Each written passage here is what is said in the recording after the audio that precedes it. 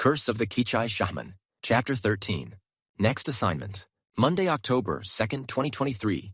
David was scheduled to start working on an archaeological survey at Washington on the Brazos. This is an important site in Texas. It is where the Texas Declaration of Independence from Mexico was ratified on March 2nd, 1836, making the Republic of Texas an independent nation. The lead historian of the Washington on the Brazos Historical Foundation, Ronald Fournier, had identified several areas of interest on the historical site. The company David works for, United Environmental Solutions, was called in on the last week of September to start a magnetometer survey on these sites of interest. A magnetometer survey can identify underground features such as where pits, post holes, and ditches have been. The survey is done by pushing a magnetic sensor that looks like a small handcart over the ground in a specific pattern. Topsoil is more magnetic than bedrock and subsoil because it has a higher concentration of iron in it. The iron in topsoil comes from vegetation fires, the weathering of bedrock, redox reactions from wetting and drying, among other things. When a pit is dug and then backfilled with topsoil, it will show up on the magnetometer survey. Ronald Fournier provided the rough location of areas of interest located by the historical record of these places. The magnetometer survey team from United Environmental Solutions then laid out precise rows that were geolocated. Then the technician carried the sensor along these lines and the data was collected, which provided a map of the magnetic anomalies. With this geolocated map, the archaeologists can pinpoint areas of interest. These areas can then be excavated and researched. David was to start on the next Monday.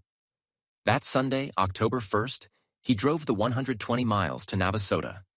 He had left home in Austin at about 3 p.m. in the afternoon and had arrived in Navasota a little over 2 hours later.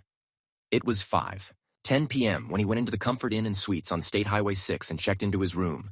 He was going out to get something to eat and saw Dan Fields and Cindy Velez in the lobby of the hotel. They had worked together on Highway 281 in Oklahoma. David went up to them and said, "Looks like we're working together. Nice to see you again. I was about to go out and eat." Cindy said, "We are going out to eat also. Why don't you come along with us?" Dan then said, "We are waiting on Jacob. He wants to go with us." David asked, "Who is Jacob?" Dan said, "Jacob Larson is a new hire at United Environmental Solutions. He followed me to Navasota from Dallas." David asked them where they were going to eat, and Dan said, "We are going to check out Carol's Drive-In. It is nothing special but does not cost a lot of money." Cindy added, "Their burgers are said to be like Whataburgers according to TripAdvisor." David said, "Sounds good." About that time, Jacob came into the lobby. He was a young man who was just out of college, and this was his second assignment for United Environmental Solutions. David and Jacob exchanged greetings and they headed out. It was about 5:30 p.m. by then. They all went in Dan's 2020 silver Chevy Malibu, and it took about 5 minutes to get there. They got to Carol's Drive-In during the dinner rush, and they had to wait for a table to open, but it only took about 15 minutes. They all ordered burgers and fries, except Dan had a double meat burger. They ordered soda to drink, but Cindy just ordered water. David struck up a conversation with Jacob while they waited for their food. David asked him where he had gone to school, and Jacob told him that he had gone to Texas State University in San Marcos. David told him that he had just gone back to school last year. He told him he went to Texas University. Jacob seemed like a nice guy to David. Soon enough, they had received their food. The burgers were just average, and the fries were okay. They all ate their food and then talked for a little while. Everybody was a native Texan in their group, and they all had an agreed excitement about working at Washington on the Brazos. They each left money on the table for their part of the dinner.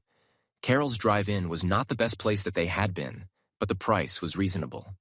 The waitress thanked them as they walked out, and they all got in Dan's Malibu and drove the 5 minutes back to their hotel. David said goodnight and went up to his room. He then called Helene, and he told her he had made it safely and had had dinner with a few coworkers.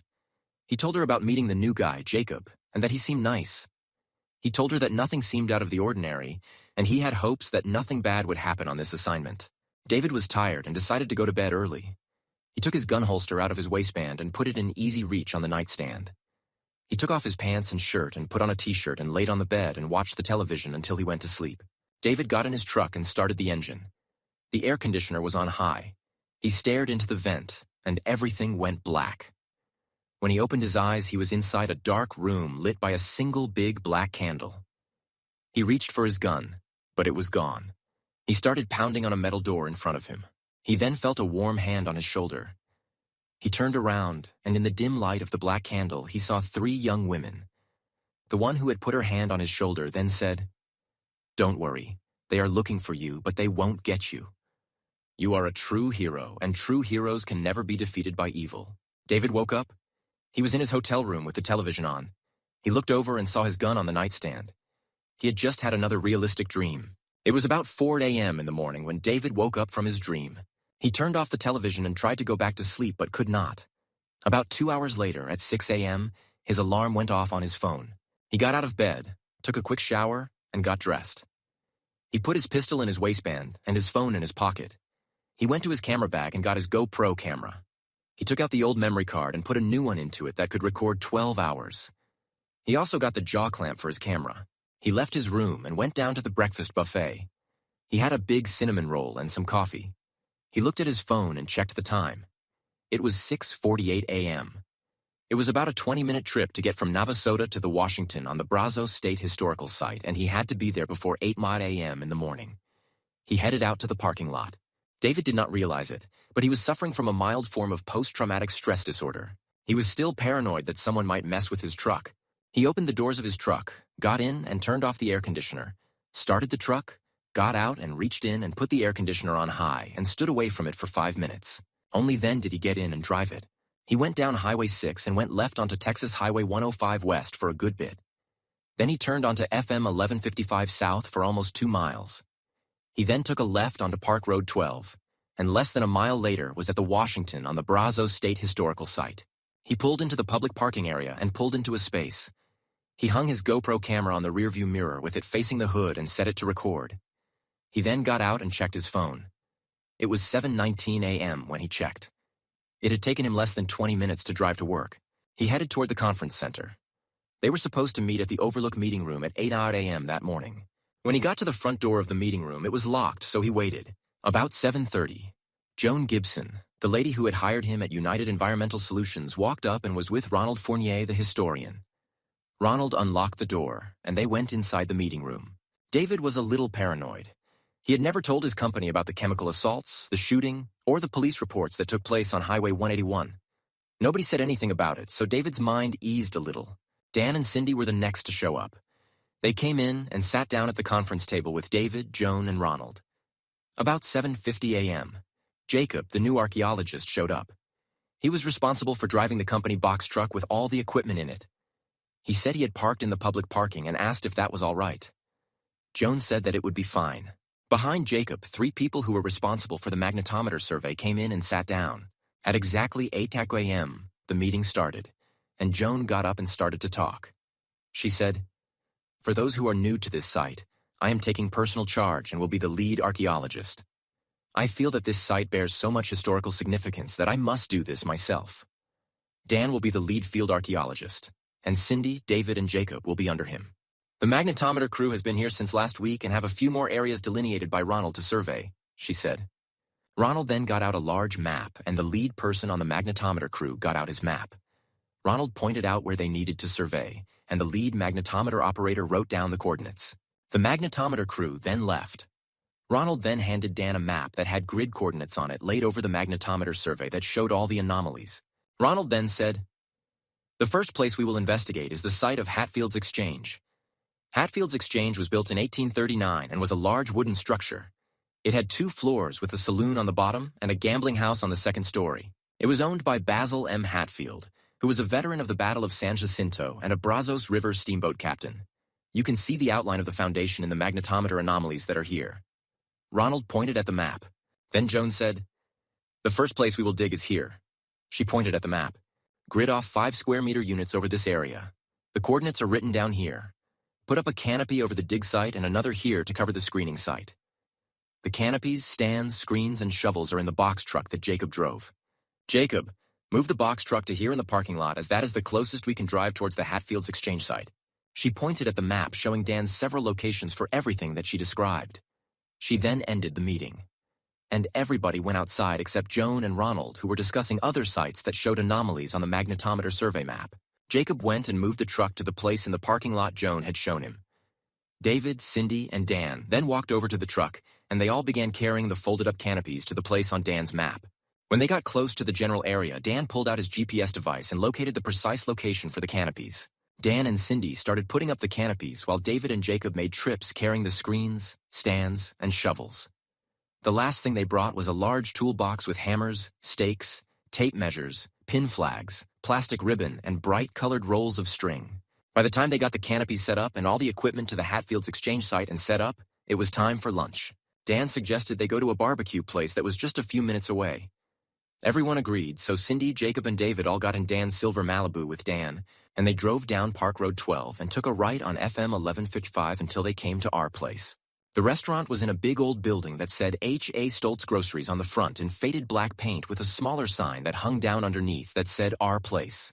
The interior was a hodgepodge collection of old furniture and different tables. The menu was limited and just okay. David ordered a pulled pork sandwich and a soda. He was still hungry after he had eaten. It was expensive. They ate and quickly left to go back to work. David decided right then that he would bring his lunch while he worked at Washington on the Brazos. They parked and walked back out to the Hatfields exchange area. Dan got out his GPS device and showed David where to put the pin flags. David and Cindy laid out a grid with 5 units marked off. Each unit was a square meter. Each unit had a metal stake in the corner with a bright orange plastic ribbon on it. Bright orange string was run from stake to delineate the units.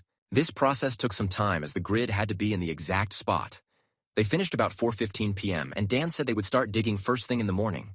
They packed up their tools and made their way back to the truck and locked the toolbox inside the back of the truck. Dan, Cindy, David, and Jacob then went to the overlook meeting room for the end-of-the-day briefing. Joan and Ronald were there as well as 3 people from the magnetometer survey. Joan addressed the magnetometer people first and got an update. They said that they only had one more area to survey and that they would be done with it tomorrow unless something else came up. Joan then got an update from Dan. Dan said they were all set up and had staked out 5 units and would begin digging in the morning. Joan seemed satisfied with the progress of the project and told everyone that she would see them tomorrow.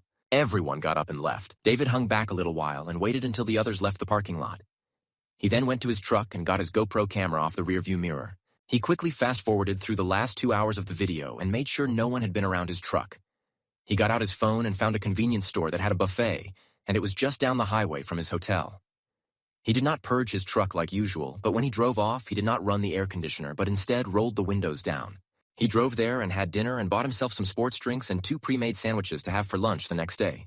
David drove to his hotel and sat in the parking lot and reviewed the video on his GoPro camera from that day.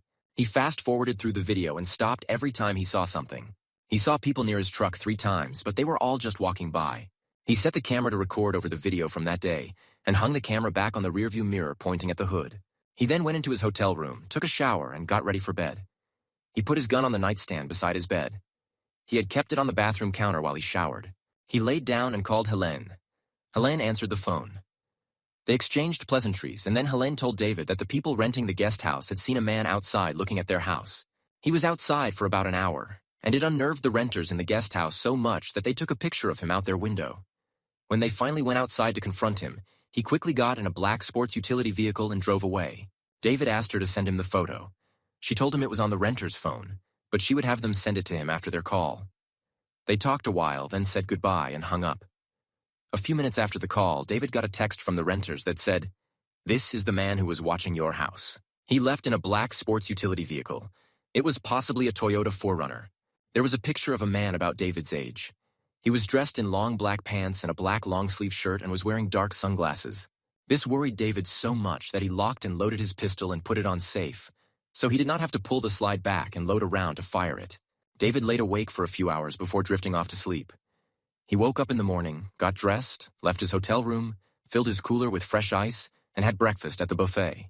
He went to his truck, took his GoPro camera down, and sat there and reviewed the video from the night before on fast forward.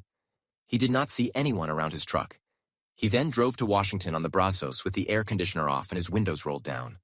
It was October the 3rd and the weather was mild. He got to the parking lot, backed into the parking space, started his camera recording over the night's video so that he had 12 hours to record available, hung the camera on his rearview mirror facing the hood, and went to the morning meeting. After the meeting, he went with Dan, Cindy, and Jacob, and they got tools out of the truck and went out to the Hatfields exchange site. They began to dig in 3 of the 5 units that they had staked out the previous day. David had the first unit on the left as you approached, Jacob had the middle unit, and Cindy was on the end. These 3 units had the most anomalies on the magnetometer survey map. It was slow going. All the leaves and debris had to be painstakingly removed and sorted through. This took until lunch.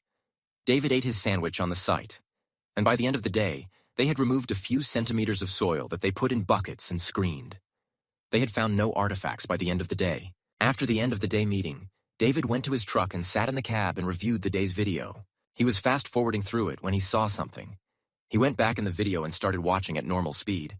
A man about his age, dressed in long black pants and a black long-sleeve shirt, came walking up to his truck, looked directly at the camera, and walked away quickly. David pulled out his phone and called up the text from the renters of the man they had seen. It was the same man. David was feeling paranoid. The man did not get close to the hood of his truck, but he purged it anyway. After he had let the air conditioner run for 5 minutes, he got in and drove to the same buffet he had gone to yesterday and had dinner. He again bought 2 pre-made sandwiches and some sports drinks, then drove to his hotel. He immediately went to his room with his camera and took out the 12-hour card and put in a new 12-hour card. That way he could save the video of the man in black. He went back down to his truck and repositioned the camera on the rearview mirror. Then he went back to his hotel room and went in his camera bag and got a card reader out. He went to his suitcase and got his laptop computer, which he had not used on this trip yet. He plugged in the card reader and found the part of the video where the man was and saved that section of video on his laptop. He took a screenshot of the man from the video and emailed it to his wife, Helene. Then he called her on the phone. He told her he had caught the man on his GoPro camera looking at his truck at Washington on the Brazos. She expressed her concern. She then said she would call David right back. Helene got on her computer and looked up private investigators in Austin. She researched it a while and found one called Nolan Investigations. It was run by a former female FBI agent who ran a firm with several investigators. She called David back and told him that she had found a private investigator that looked good and suggested that they use some of the reward money to fund her services. David agreed, and Helene said she would call them first thing in the morning. David told her to have him check out the man in black, but to also check out Richard Nergal from Norman, Oklahoma. Helene said she would do that, and they said goodbye to each other and ended the call. David was paranoid. He did not know what forces were aligned against him. He was pacing in his hotel room for about 2 hours. He finally calmed down enough to take a shower. He kept his .380 pistol on the edge of the bathtub and washed himself quickly. He put on his boxer shorts, a pair of sweatpants, and a t-shirt. He put socks on and left his sneakers by the bed and opened the laces without pulling them out of the eyelets so that he could get ready quickly if he needed to. He put his pistol on the nightstand and laid close enough to it to grab it quickly if he needed to. He laid there for about 3 hours with his mind racing. The television was off, and he was hyper-aware of every noise. Eventually, he fell asleep. David was sitting on the ground by a small fire. He was on the prairie, and there were no trees around, only grass. He stared at the fire. It was not fueled by wood. He could not make it out at first. There were round, flat objects burning. Then he realized it was a bison dung fire. He heard footsteps coming toward him. He reached for his pistol, but it was not in his waistband. A shape appeared out of the darkness. He could see the outline of a man in the light of the fire. A familiar voice said, "Good, I have found you. It is easy to get lost in the dream world." The figure came closer, and David could see it was the last Kichai Shaman Nikustaka. Nick said to David, "Listen carefully to what I say. Do not take time to ask questions. I can only stay a little while. It is important that you remember all I tell you. The curse is still strong. You are safe for now. They will come next Monday at 9:35 in the morning. There are 3, but only 2 will get close. They will be to the north, about 100 yards away wearing black. One will have a pistol. One will have a long gun. Call the sheriff at Brenham at exactly 9 in the morning. Tell them you saw 2 men, one with a long gun. The deputies will arrive in 20 minutes. When there are shots, stay in your hole. Make the others stay in their holes. Do this and all your people will survive." Just then there was a loud screech like an eagle's call. Nick looked terrified and said, "I have stayed too long." He jumped up and ran through the bison dung fire. Sparks and flames engulfed him, and he was gone. David woke up in a sweat. He had realistic dreams before, but this one was different. He immediately grabbed his phone and opened the Notes app. He typed in his notes under the title Dream. They will come Monday at 9:35 a.m. Call the sheriff at 9 a.m. Report a man with a long gun 100 yards away to the north wearing black. Stay down. Keep everyone else down. He Googled the Washington County Sheriff's Office, found their website, and typed in the non-emergency number. He also typed in the patrol lieutenant's number, which was listed on their website. Just as he finished typing the message to himself in his Notes app, his alarm went off. David got ready for work. Even though Nick said in the dream that he was safe until Monday, David was not taking any chances. He still took all the precautionary rituals that he had been doing and purged his truck.